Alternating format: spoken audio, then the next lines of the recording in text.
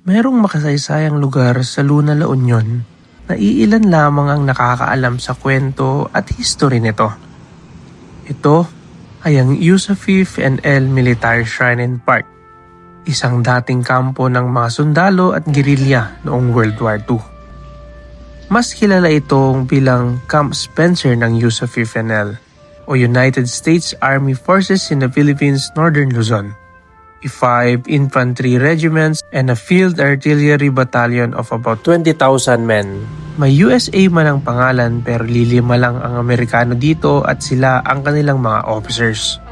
Sa lugar na ito, plinano ang pagdakip kay General Yamashita at isa nga sa mga achievement ng Yusufif N.L. ay ang Battle of Besang Pass.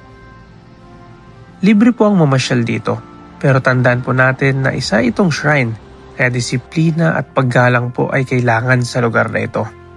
Nagkaroon din kami ng libreng tour at kasama natin si Miss Giselle from Philippine Veterans Affairs Office or FIBAO sa araw na ito. Sige po nila sir na mailaban po ang ating bansa. Bale, yung Northern Luzon guerrillas po natin sir, 8 provinces po dito sa Northern Luzon ang na-liberate nila.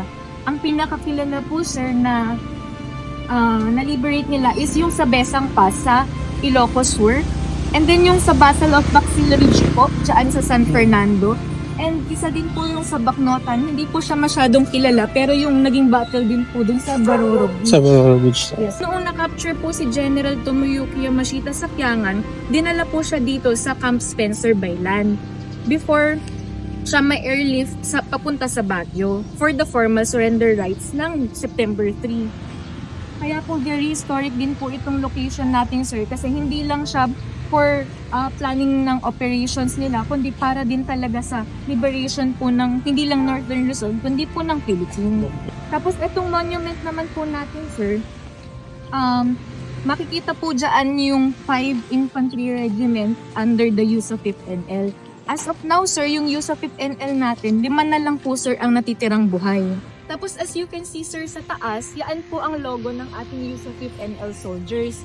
And then yung We Remain na tagline, yun po ang reply ng ating Northern Luzon soldiers kay General MacArthur nung sinabi niyang I shall return. Ito pong memorial wall natin ay gawa sa black granite. Ang mga nakalagay po na pangalan dito ay yung mga Yusufif N.L. soldiers natin o yung mga guerrillas na lumaban po para sa kalayaan ng Northern Luzon. And then itong Camp Spencer din po kasi itong shrine namin, Darigayos Cove po kasi siya. So parang strategic location po siya para sa mga pagdaong ng mga supply. So dito din po naglanding sa shoreline natin yung USS Gar o yung submarine po. Bale, yung submarine po na yun, meron siyang daladalang 25 tons of armors, mga ammunition, mga food and communication. Pinapakita po dito yung mga nangyari sa La Union during the World War II. So sa yung mga officers natin ng Yusufif N.L., makikita nyo po dito na 5 lang talaga sir ang American na buo sa na kasama sa Yusufif N.L. Kahit na ang name po niya ay United States Army Forces in the Philippines Northern Luzon, binubuo po talaga siya mostly ng Pinoy. Active po ang Yusufif N.L. from 1942 to 1945.